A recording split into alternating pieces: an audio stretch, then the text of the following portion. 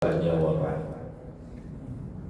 kicauan burung di saat pagi itu yang nyoba-coba.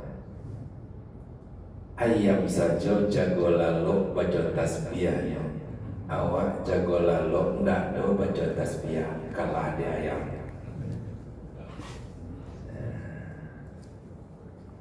Lah apa tasbih tadi tu? Bismillahirrahmanirrahim. Bismillahirrahmanirrahim. Subhana malikil kudus, Subhana malikil kudus, al-kabiru al-kabiru, muta'ali, muta'ali, la ilaha illa huwa, la ilaha illa huwa, hayyul qayyum. hayyul qayyum. Lada beda mo.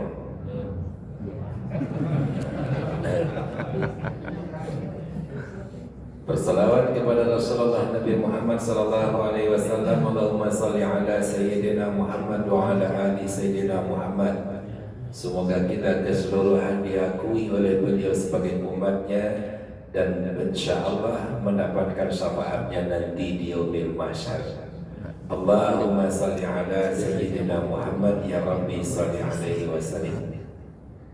Salam hormat, salam ta'zim kami kepada seluruh keluarga besar almarhum Bapak Haji Asmin, begitu Ibu Dewi serta keluarga. InsyaAllah kita keseluruhan senantiasa diberikan kesehatan oleh Allah. Salam hormat kami kepada orang tua kami, para tokoh pemuka masyarakat, para alim dan ulama, para imam kita, Bapak dan Ibu seluruh jamaah yang berhadir di pagi hari ini. InsyaAllah kita keseluruhan dimuliakan Allah. Pada kesempatan ini izinkan saya menyampaikan suatu buah kajian pesannya Rasulullah Sallallahu Alaihi Wasallam. Namun sebelum pesan itu disampaikan, 3 hal yang mesti saya ingatkan untuk kita semua. Kalau kita ingin memperbaiki bagaimana cara kita beribadah, dalamilah kajian ilmu fikih.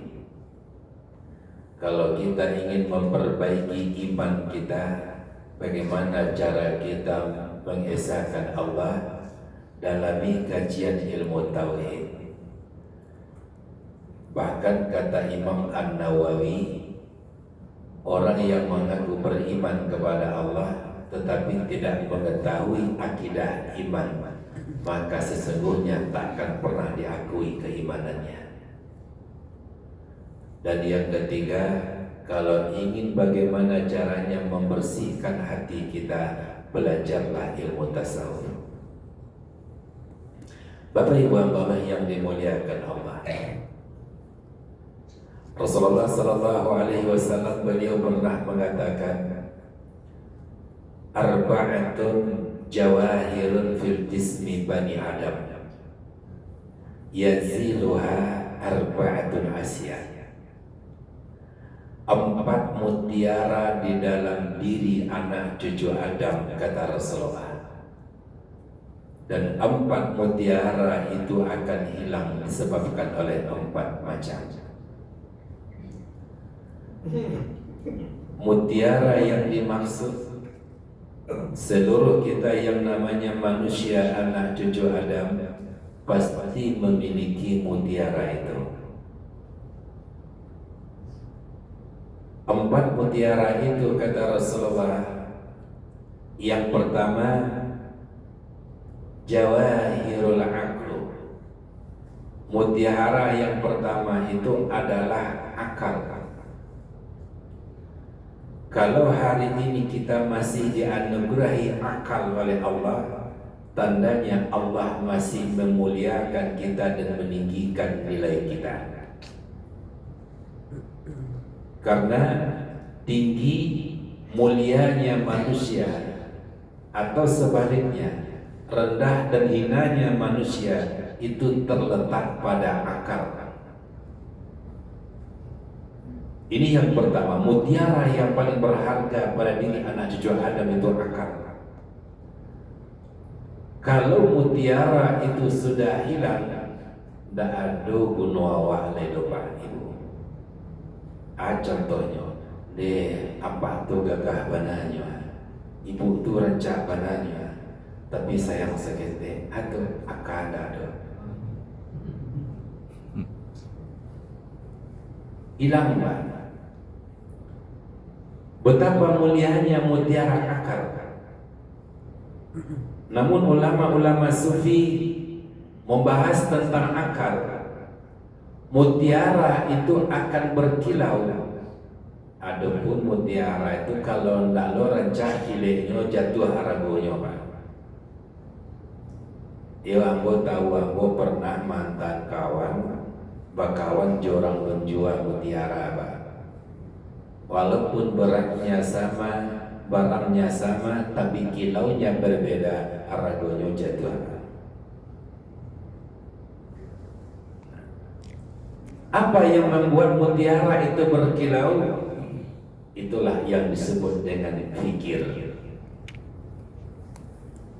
Walau akawa ado tapi pikir ndak ado, ndak jual berkilaunya Bapak, ndak jerajahnya, ndak cuma haragonya. Maka kata ulama-ulama sufi, tandanya akal itu mempunyai fikir. 3 yang wajib dipikirkan oleh orang-orang yang berakal. 3 yang mesti dipikirkan oleh orang-orang yang mempunyai fikir. Mana yang 3? Pertama, dari mana kita? Yang kedua, sedang di mana kita? Yang ketiga, akan kemana kita?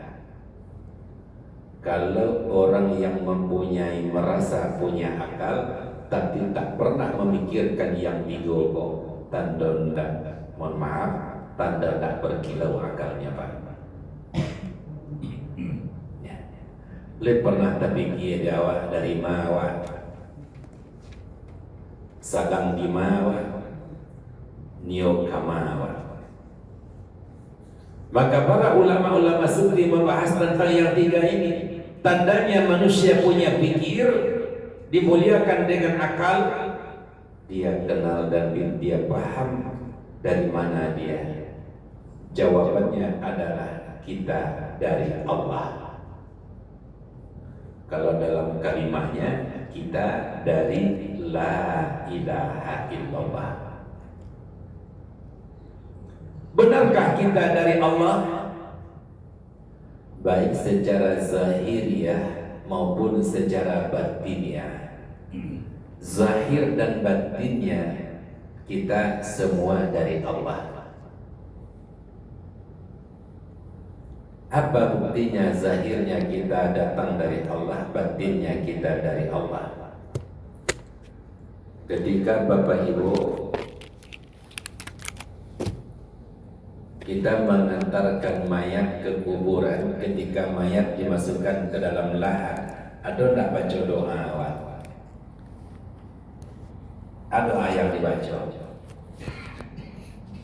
Dalam Quran disebutkan bagi Bapak Ibu yang kalau seandainya saat nanti mengantarkan jenazah ke kuburan, jangan sekedar meratuk, jangan sekedar menangis, jangan sekedar menyaksikan bersedih saya. Paling tidak tanah gak seganggang, ambil jualan, masukkan ke dalam lahat. Walaupun tak memegang tangkai cangkul Pak. Apa yang dibaca? Allah sebutkan dalam Al-Quran, minha khalaqnakum fiha nu'idukum minha nukhrijukum taratan ukhra. Oi mayat. Dari tanah kamu dijadikan, ke dalam tanah kamu dimasukkan, dari tanah ini kamu dibangkitkan pada kali yang lain. Itu doa yang dibaca ketika kita memasukkan mayat ke dalam lahat. Dia sudah pernah membaca itu Pak? Bu Ibu? Itu mengaji ke kuburannya maraton saya.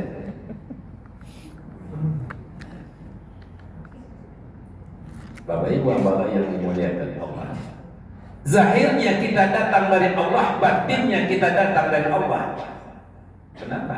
Zahirnya kita datang dari Allah. Memang segala sesuatu apa yang jadikan Allah khalaqakum wa ma ta'malun. Allah yang jadikan kamu dan apa-apa yang kamu perbuat. Yang jadikan kita Allah. Kita datang dari Allah. Makanya kalau ada Bapak Ibu mendengar satu buah kajian tentang kajian tasawuf, kita datang dari la ilaha illallah, itu benar. Benarnya dari mana? Kalau pernah Bapak Ibu mendengarkan seorang guru mungkin pernah menyampaikan seperti ini. Dari ujung rambut sampai ujung kaki, ini pada hakikatnya adalah kalimah. Apa kalimahnya? La ilaha illallah. Secara zahirnya kalimah yang keempat ini Pak, la ilaha illallah. La kalimah tubuh, ilaha kalimah hati, ila kalimah nyawa, Allahu kalimah rahasia. Keampe-ampean kalimah donya dalam diri kita. Makanya sewaktu kita mengucapkan kalimat tauhid ini, ketika kita membaca kalimat la ilaha illallah, la ilaha illallah, apa yang mesti terlebih dahulu kita tanamkan dalam diri? Pertama, jangan sekadar hanya bisa membaca, jadikan kalimat ini jalan bagi kita menuju Allah. Kalau sekadar membaca, pulang beo pandai membaca Pak. Betul atau tidak Bu? Saya pernah dahulu memelihara burung beo Pak. Ya, tapi dia pandai membaca, tapi tak mengerti apa yang dia baca. Ya. Dan bahkan dalam sejarah pernah menceritakan tentang seorang kiai, seorang ulama, seorang alim yang memelihara burung beo. Saking fasihnya beliau sehari-hari mengucapkan kalimat la ilaha illallah, setiap hari itu yang dia baca. Sampai-sampai burung beonya itunya baca tiap hari. Tiap bersobok orang dengan la ilaha illallah. Lalu bersobok ke orang la ilaha illallah. Digaduh orang beo itu, beo, assalamualaikum, la ilaha illallah. Begitu fasihnya mengucapkan kalimat la ilaha illallah. Hari-harinya tiada henti mengucapkan kalimat. Suatu hari ketika itu kiai, orang alim itu lupa Pak, ketika membersihkan kandang beo, lupanya menutup pintu kandang Pak. Belum masuk ke dalam rumah, tak lama kemudian terdengar jeritan burung beo. Keo, katanya. Nyoba lari keluar, nyecanya rupanya burung beo lah tiba di mulut kucing Pak. Jika burung telah tiba di muncul kucing, kira-kira balik di juara. Tidak, menangislah seorang alim, seorang guru itu. Apa yang dia tangiskan? Bukan karena burung beo pandai mengucapkan kalimat, bukan itu yang tangis Pak. Yang ditangisinya adalah beo, semasa hidupmu lidahmu basah dengan kalimat la ilaha illallah. Tapi ketika kau mati, baru keok nang baju katanya. Inilah kita hari ini Bu. Kita setiap hari baca kalimat, tapi tak pernah kita mendengarkan di penghujung ayat yang mengucapkan kalimat. Iyo tidak. Kamatinya tak lain-lain apa baca lo. Aduh. Betul tidak? Kira-kira sama nak jembrang beo kira-kira. Kenapa itu terjadi? Dia bisa membaca tapi tak paham apa yang dia baca. Maka manusia yang mempunyai mutiara akal, ini yang mesti ditanamkan terlebih dahulu, memahami tentang hakikat la ilaha illallah. Lalu kalimat yang keempat ini, tadi dibaca la kalimah tubuh, ilaha kalimah hati, ila kalimah nyawa, Allahu kalimah rahasia. Kalimat yang keempat ini dibagi dua. Pertama kalimat nafi, yang kedua kalimat isbat. Nafi artinya tidak, isbat artinya iya. Dua yang mesti kita tidakkan kalau kita ingin menuju Allah. Dan dua yang mesti kita isbatkan, kita tetapkan dalam diri kita.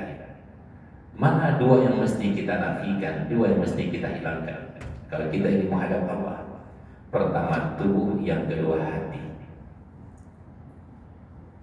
Makanya Bapak Ibu, kalau kita sudah mengucapkan kalimat Allahu Akbar, usalli fardhu subuhi raka'ataini ma'muman lillahi ta'ala, Allahu Akbar.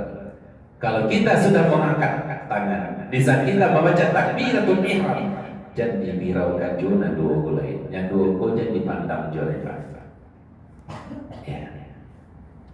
Jangan pandang tubuh dan jangan pandang hati. Kenapa? Kalau orang ketika salat sudah mengucapkan kalimat Allahu Akbar, tapi masih pandang tubuh, itulah orang yang sembahyang untuk cacian kepanehan, Pak. Aduh, sedang dikarajuannya dalam sembahyang ya. Betul atau tidak Ibu? Kadang-kadang dalam sembahyang masih sempat macam-macam ya, Pak. Menyisir lengan baju lah, menyingkir rambut lah, memelo antara akung lah. Ya. Dan bahkan mohon maaf di luar itu kadang-kadang masih sempatnya megang handphone juga deh. Coba bayangkan. Maka Bapak Ibu Allah yang dimuliakan Allah Subhanahu wa Ta'ala, jangan pandang tubuh. Yang kedua, jangan pandang hati. Kenapa? Mohon maaf. Kenapa kita bisa lalai dalam salat? Kenapa dalam salat hati kita lebih banyak mengingat yang lain ketimbang Allah? Karena kita sembahyang membawa hati, Pak. Aku pada hati ku ditinggalkan dulu. Ya. Yang membuat kita lalai itu adalah hati. Maka apa yang mesti kita isbatkan dalam diri kita? Ini yang mesti kita isbatkan yang dua ini. Ya. Yang pertama nyawa, yang kedua rahasia. Yang dimaksud dengan nyawa, kalau kami mengaji dalam kajian ilmu tarekat, karena kalau ingin sampai kepada Allah kita mesti mengaji tarekat, karena tarekat itu adalah jalan. Apa kajian tarekat ini pernah diajarkan oleh Rasulullah? Allah yang sampaikan Bapak Ibu. Fa'in traku asbab ba'itarihi ilallah, kata Allah. Wahai Muhammad, carilah olehmu akan beberapa sebab jalan untuk sampai kepada Allah. Tidak bisa kita sampai kepada Allah kalau tak punya jalan. Itulah tarekat. Dua yang mesti kita isbatkan. Yang pertama nyawa, yang kedua rahasia. Zahirnya kita ucapkan nyawa, tapi batinnya itulah sifat Allah yang terjadi pada diri kita. Seperti yang pernah saya sampaikan kepada Bapak Ibu, tubuh yang zahir dan tubuh kita yang batin itu hanyalah sekedar jalan. Itu hanya sebatas wadah, tempat. Tapi yang sesungguhnya itu hanya dua. Yang pertama nyawa, yang kedua rahasia. Nyawa yang dimaksud apa?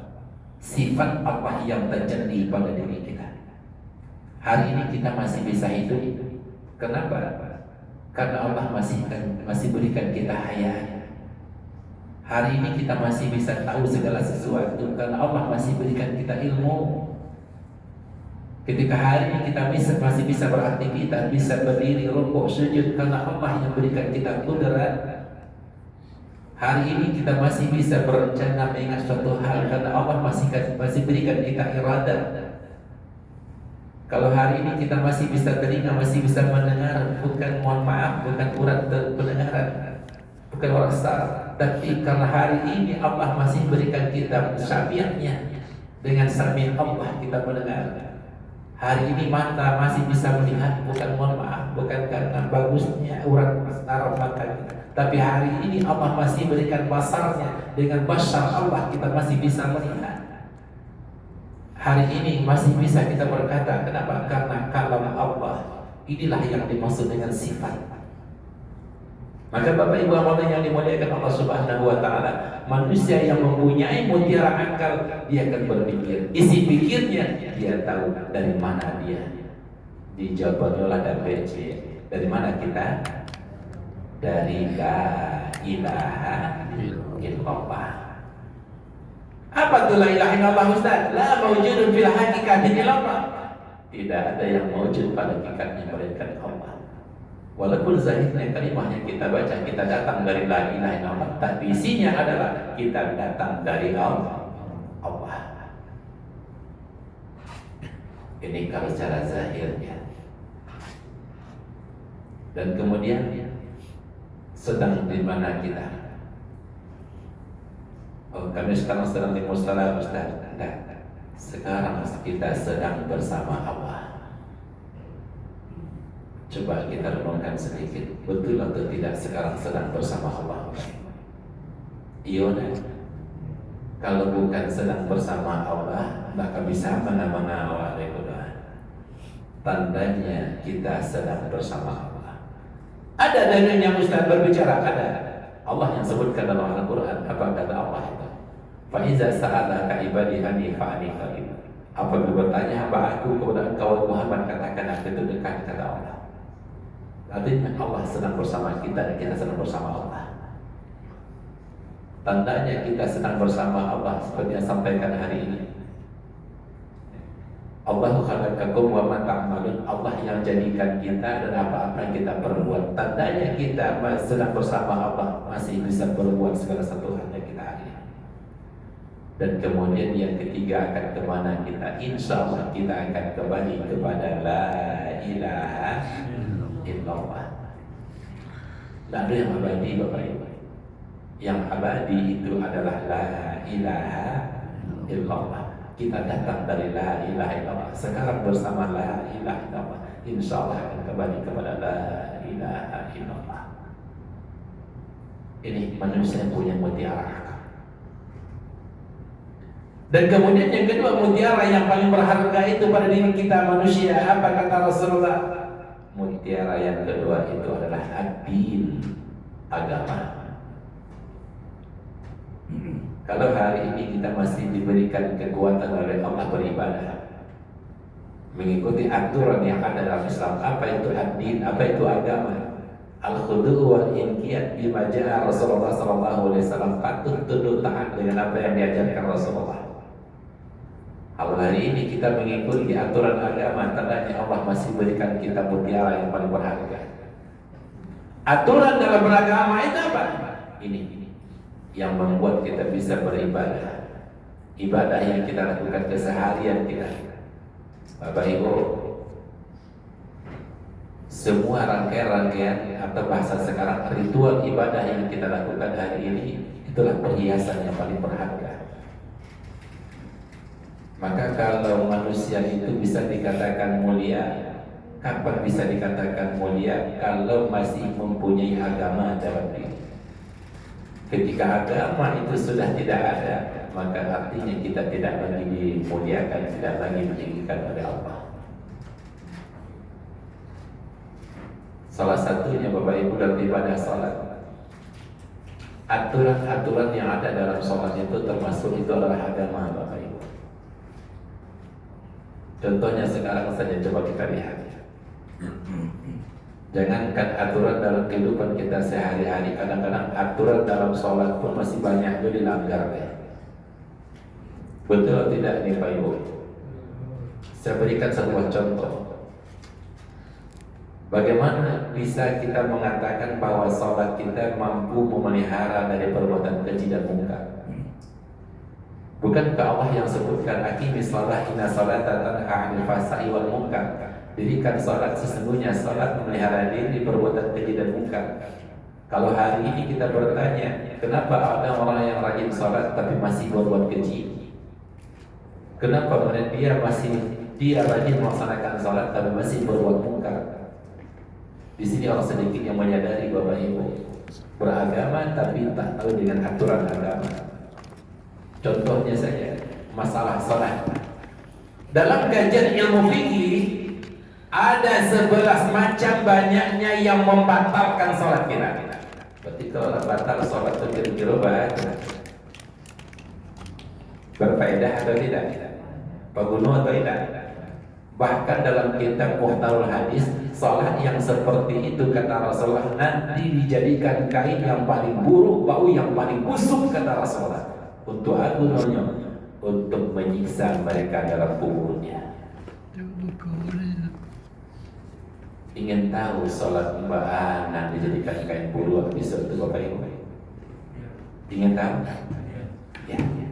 Sholat yang tidak mengenali aturan.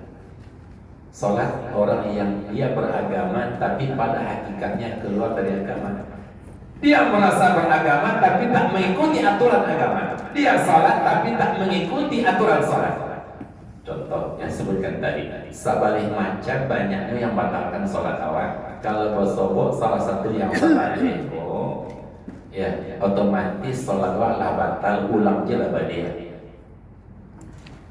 Mana yang 11 Ustaz? Pertama, amalul kasir, banyak bergerak. Ya. Yang dikatakan banyak itu apa? Lebih dari 3. Kalau lama hari awak lebih 3 kali, ulang je lah sembahyang banyak apa?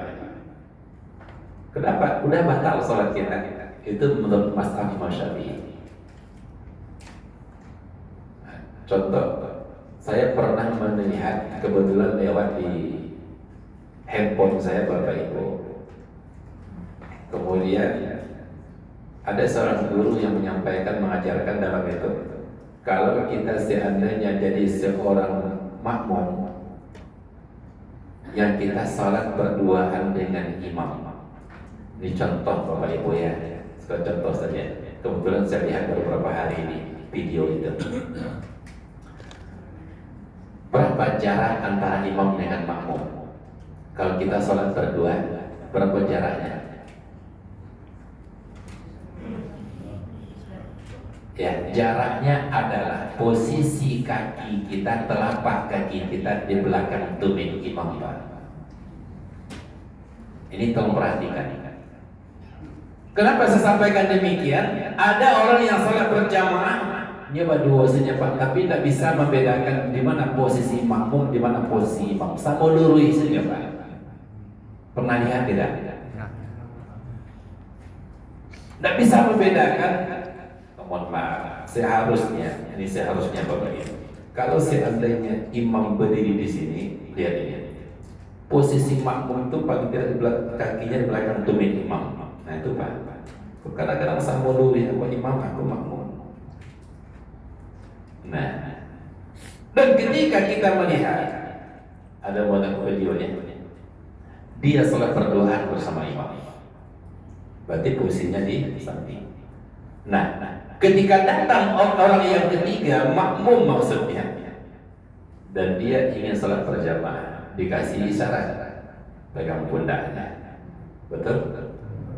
Jadi kalau ada orang pegang pundak awak sembahyang berdua dengan imam, artinya ada makmum yang lain. Bagaimana cara kita melangkah? Nah, Pak, yang saya lihat dalam video itu, perhatikan. Ini betul atau tidak? Tidak, Pak. Kenapa saya katakan tidak? Taruhlah berdiri di kota ini kan tadi 1, 2, 3, 4. Banyak tak gerak namanya.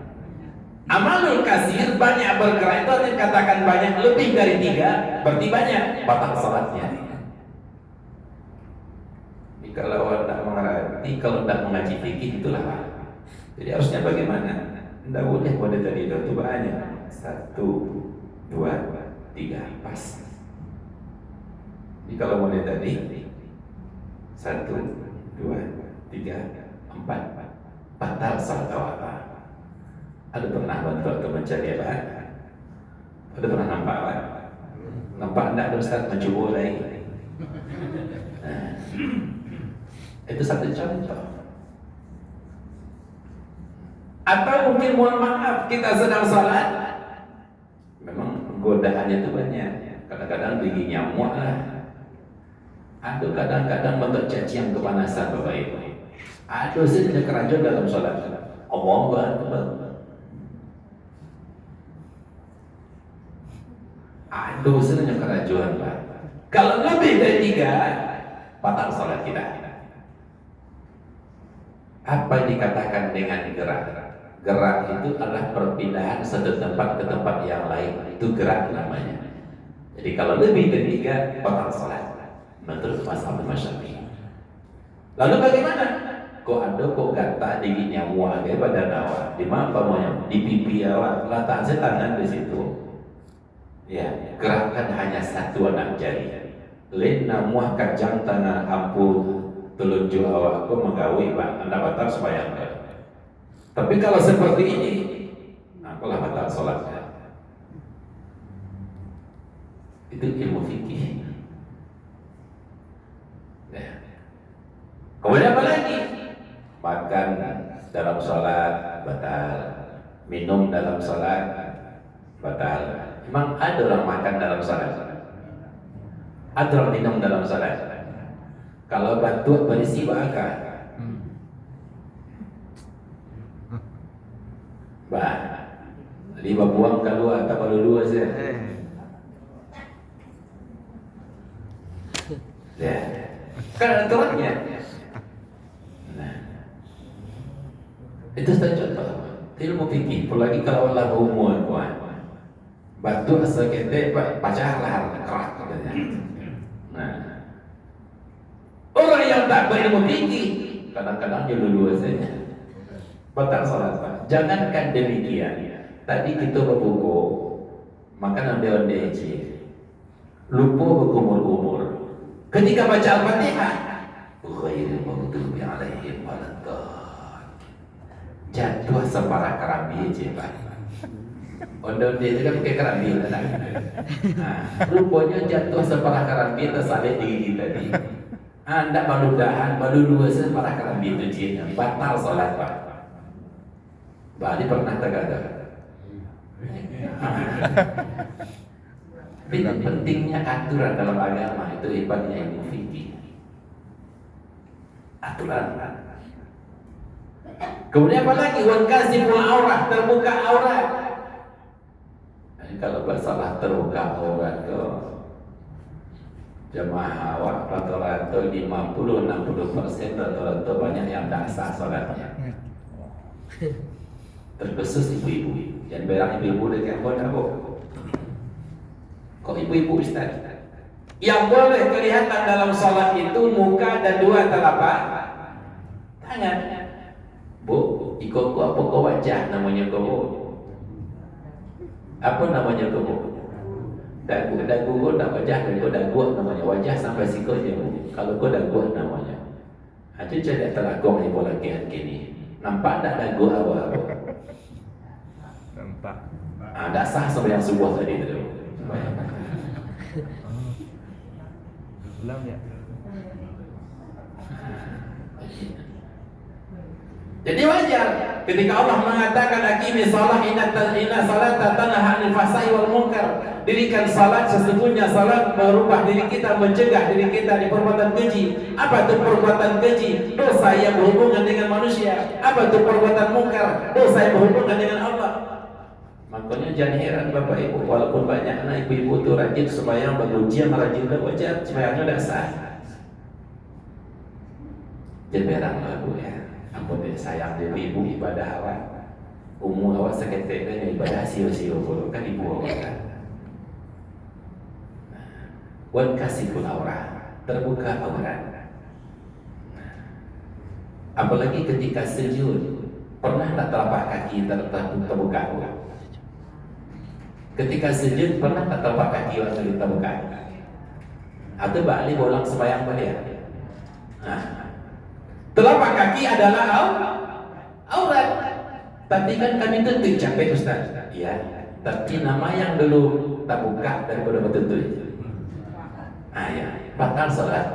Jadi kalau tak buka, tak singkuk telapak kaki ketika sujud.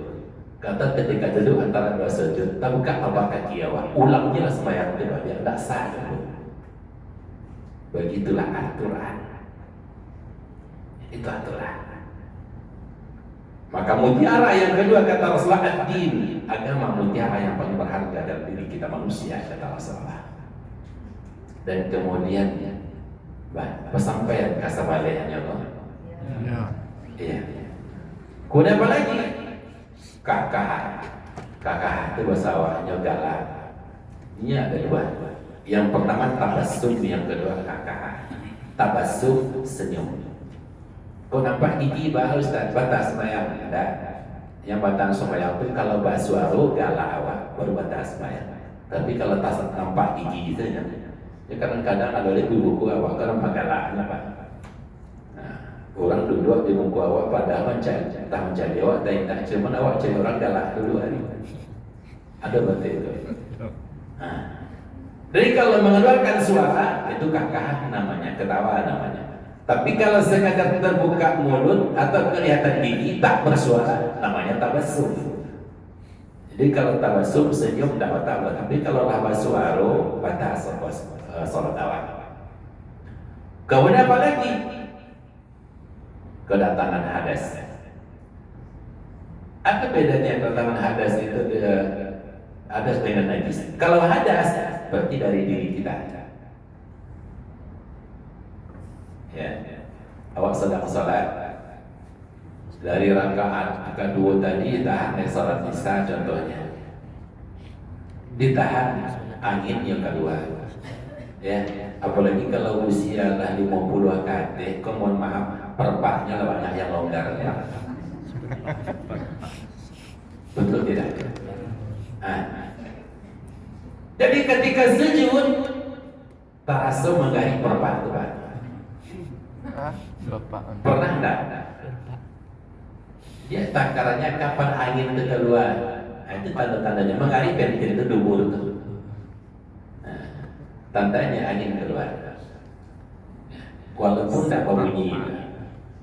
Apalagi kalau bunyi walaupun sakit sikit gitu. Ya.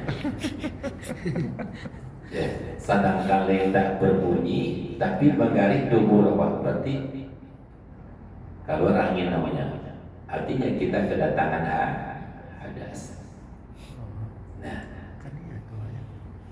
dalam sembahyang tadi rasanya bangkak-bangkak pariku rasanya Ustaz menahan angin. Ketika sujud hilangnya angin itu Ustaz apa-apanya. Kira-kira bahagia.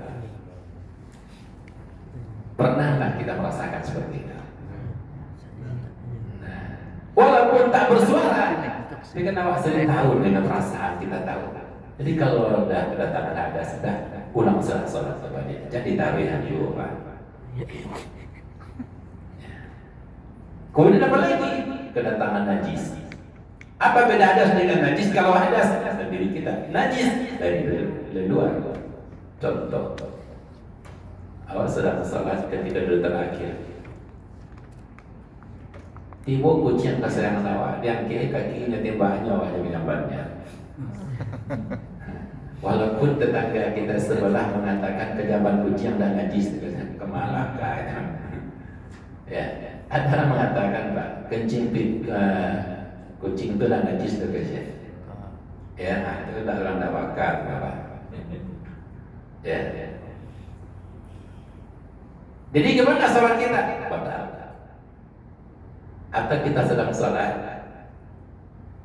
rupanya jatuh sesuatu di kepala kita, tadangan perasaan badannya. Selesai sholat, assalamualaikum warahmatullahi wabarakatuh. Assalamualaikum warahmatullahi wabarakatuh. Ciri-ciri kiranya Pak. Batal tak sholatnya? Batal tidak? Kenapa? Kedatangan najis. Nah, Bapak Ibu Bapak yang dimuliakan Allah Subhanahu wa taala. Kemudian apa lagi yang batalkan salat kita?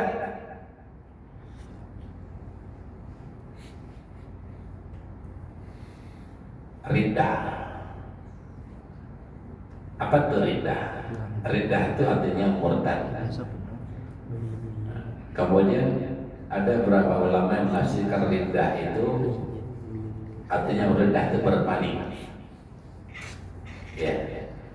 Contoh, baik berpaling dalam pandangan syariat ataupun dalam pandangan hakikat. Berpaling dalam pandangan syariat.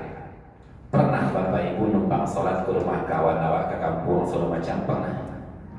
Pernah.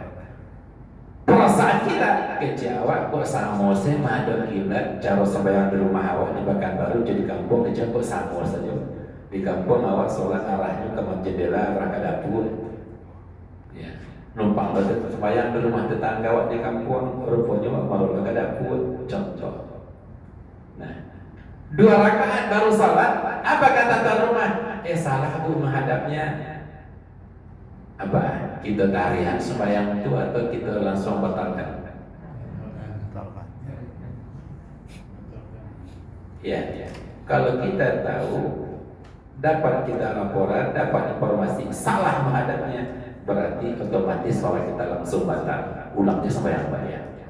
Jadi karya jual itu sudah kalian pertahankan juga tuh Pak. Bagaimana kalau seandainya sudah berlalu waktu? Tadi sholat zuhur awak salah mado awak numpang sembahyang berumah kawan. Waktu asar sembahyang lebat dia. Rupanya udah kita tadi dia. Baru dikasih informasi. Salah menghadapnya. Pak, salah madonya tadi itu. Harusnya bukan ke sana. Harusnya terbalik kanan. Nah, bagaimana dengan sholat zuhur? Sholat zuhur tadi sah. Ya. Karena terlalu waktu dulu. Yang kedua memang karena ketiadaan data bawah. Ibu bapak-bapaknya yang mulia Allah semua. Nah, bagaimana kalau seandainya berbalik di sini contoh sholat di atas kapal? Pernah sholat di kapal? Maka sebagai syarat sah sholat yang pertama adalah menghadap kiblat. Ketika kita mengangkat takbir itu wajib menghadap kiblat. Bagaimana kalau seandainya kapalnya berputar haluan? Apakah kita mau putar haluan sama sembahyang itu Pak? Hah? Tidak.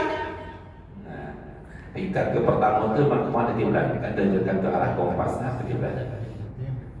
Baru satu rakaat kapal aku mau putar Pak. Apa kau putar doang itu? Nah, ada makna riddah di sini syirik. Apa makna syirik? Menduakan Allah. Ada makna riddah ini, mohon maaf Bapak Ibu. Makna riddah ini berpaling ini. Contoh ini mohon maaf. Mentakyinkan imam dalam salat itu tidaklah wajib. Tahu mentakyinkan imam? Takyin itu artinya menyatakan. Contoh begini. Sengaja aku salat maghrib 3 rakaat mengikut imam. Terbayang imamnya si A. Ya. Sengaja aku salat maghrib 3 rakaat mengikut imam. Terbayang imamnya si A. Allahu Akbar. Ketika baca Al-Fatihah, Bismillahirrahmanirrahim. Tidak si A kiranya. Otomatis salat tadi batal. Kenapa? Kita bayangkan imamnya si A, rupanya si B kiranya. Makanya dalam salat tidak wajib mentakyinkan imam, menyatakan imam itu tidak wajib.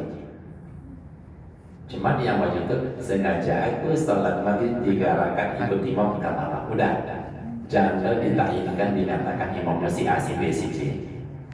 Jadi, kalau kita takyinkan imamnya si A, rupanya dan si A batal salat kita, termasuk riddah namanya. Bapak Ibu bapak yang dimuliakan Allah Subhanahu Wa Taala, itu yang kedua.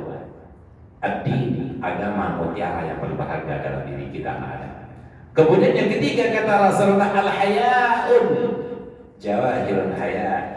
Mutiara yang ketiga yang paling berharga dalam diri kita manusia adalah malu. Kalau hari ini Allah masih berikan rasa malu kepada diri kita, artinya Allah masih memuliakan kita.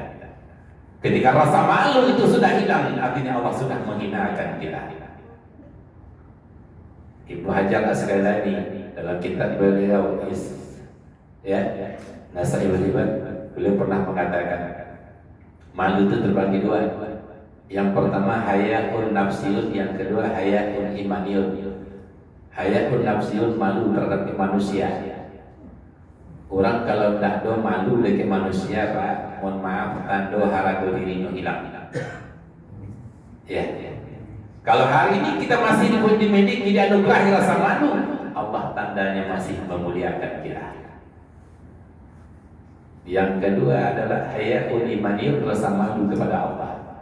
Minta hidup kepada Allah, minta sehat kepada Allah, minta mudahkan rezeki kepada Allah, minta dimudahkan segala urusan kepada Allah. Ketika Allah panggil kita melalui panggilan suara si muazzin hayya 'alas shalah, tak takana apa supaya melewat punya malu tidak. Dan kemudian yang keempat, apa mutiara yang paling berharga? Amilus salihah, amal soleh, kata Rasulullah. Amal artinya perbuatan soleh, artinya baik. Kalau hari ini kita masih bisa berbuat baik, tandanya Allah masih memuliakan kita. Kalau saat nanti kita tidak bisa berbuat baik lagi, disitulah tandanya Allah sudah merendahkan dan menghinakan kita. Maka berbahagialah kita Bapak Ibu yang hari ini masih memiliki mutiara yang 4 ini. Tapi ingat kata Rasulullah, yaziluha arba'atul asya, hilang mutiara yang ini diakibatkan oleh 4. Jadi kalau hilang berarti mohon maaf masih manusia dan namanya apa? Nah, kalau mutiara ini sudah hilang, lah jauh tercampaknya diri kita Pak.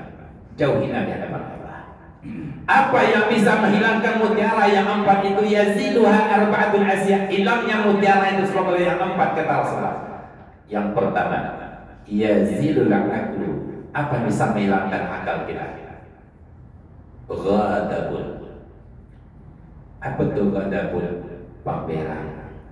Ada apa yang pameran Pak? Ibu. Tidak zamannya gini kok pameran.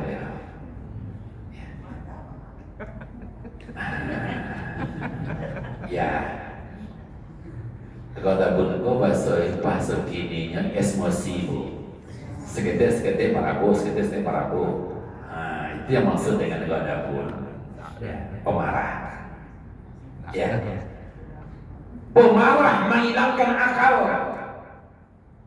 Bapak Ibu boleh jadi ya, rata-rata orang yang pameran itu kalau akalnya tidak jalan semua. Mohon maaf, betul atau tidak? Awak membuat rumah, awak yang beli alat tukang, awak yang beli penokok. Wak rencana menokok paku Pak. Rupanya ampuh tangan nanya toko de awak parabu balataan penokok atau campaan Pak? Campaan sejauh-jauh hanya masuk ke dalam tabe. Sakit lah hilang duka penokok tekan nama lah penokok tadi. Iya betul tuh Pak. Ada untungnya parabu tuh. Maka salah satu yang menghilangkan akal itu adalah ghadabun, parabu. Ya, dan zamannya kita tuh parabu ini deh Pak. Kalau menurut kajian ilmu tasawuf, ya, amarah itu adalah berawal daripada iblis. Setan semuanya. Sifatnya adalah api. Sifat api adalah membakar. Angin pasaran dengan. Jadi ketika pasaran panas, orang parabu itu karena setan sedang bergejolak dalam diri. Maka inilah yang bisa menghilangkan akal kita. Makanya pepatah orang tua-tua akan beliau cakap sudah silih tekanan. Apa penyebabnya? Karena hilangnya akal. Jadi kalau tidak hilang akal, dan insya Allah selama ini nyawa. Ini yang pertama. Kemudian yang kedua, apa yang bisa menghilangkan? Yang kedua di agama, ad-din. Apa yang bisa menghilangkan mutiara agama? Al-hasadu yazilud din, hasad. Inilah yang bisa menghilangkan mutiara agama dalam diri kita. Hasad itu apa kok? Penyakit yang ada dalam hati kita Tuhan. Hilangnya aturan dalam agama itu karena hasad. Bahkan orang tak namuh beragama Pak, karena hati itu tak elok lain. Itulah. Maka kalau hasad itu ada dalam hati kita, ada dalam diri kita, yakinlah selama hasad itu ada, agama takkan pernah ada dalam diri kita.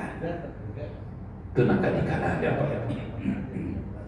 Kalau aku mencontohkan hasad itu umpamanya musang. Agama diumpamakan seperti ayam. Selagi musang dalam kandang, jadi taluk juga ayam masuk kandang lah. Enggak Pak.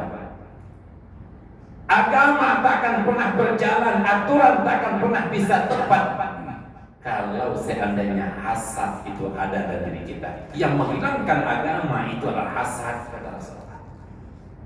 Maka kita berasihan hati awal supaya berasihan juga awal.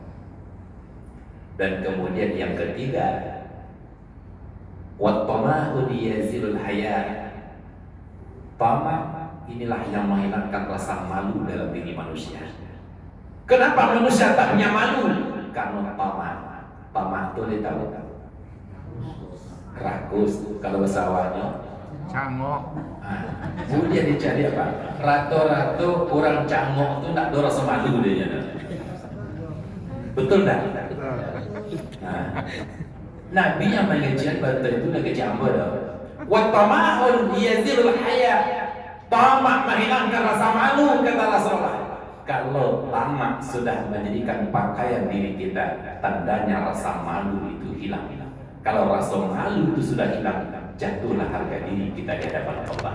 Jangan di hadapan Allah, manusia tidak mau membawa itu. Ibu sekali jawab dia ajak takdir pergi makan, dia tidak tanggung canggung lagi. Yang mau bisa membawa sekali lagi. Allah Tuhan. Awak makan bertiga beranak karena 1.000-nya. Iyo bayi awak berdua je karena 2.000. Itu contoh. Mohon maaf. Memang Nabi yang katakan demikian. Wa tama'u yazilul haya. Tamak menghilangkan rasa malu dalam diri kita. Kenapa manusia itu tidak terasa malu? Karena tamak dijadikan pakaian. Dan kemudian terakhir yang keempat, apa yang bisa menghilangkan amal soleh? Mutiara amal soleh dikatakan hilang, kata Rasulullah. Apa penyebabnya? Bagaimana kau hilang amal soleh awak? Bagaimana kau hilang kebaikan yang pernah kita lakukan? Selama kau bisa hilang? Apa penyebabnya? Salat kita yang tepat waktu berjamaah hilang pahalanya, Pak. Haji kita yang pernah kita lakukan, umrah yang pernah kita perbuat, 1000 masjid yang pernah kita bangun, wakaf infak selama ini yang pernah kita berikan, hilang, kata Rasulullah. Apa penyebabnya? Sakit senyum. Atau wal ghibatu yazilu amali salihah. Ghibah inilah yang menghilangkan semua amal saleh kita. Laita ghibah. Laita ghibah. Apa tu? Batu ya. Bergunjing memakai syiar orang bersawah. Tapi yang kami bicarakan itu benar lah Ustaz. Ya benar itu namanya ghibah. Kalau tidak benar namanya fitnah. Lebih parah lagi. Ya bu, lah mulai hari ini berarti tidak pakai syiar orang dulu. Ya bu ya. Ibu-ibu kok kadang-kadang sadis mencari apa? Sarancak tu anak daru segagah tu marah mulai dia pakai cik baru dia. Sangko pe para alek tu lah segala mantan sedekah nyuruh pun mahabihan dosul, mahabihan pahala gitu nya Pak. Tapi dah ibu di siko debu, jangan berang debu di kampung. Apa-apa banyak tempat kunci yang tenuh.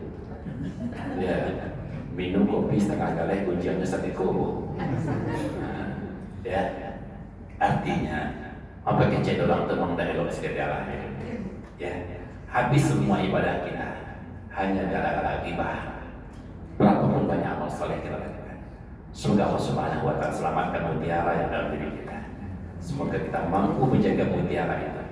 Akal, agama, malu, dan amal soleh. Inilah mutiara yang paling berharga. Ketika yang keempat ini masih ada dalam diri kita, tandanya Allah masih memuliakan kita.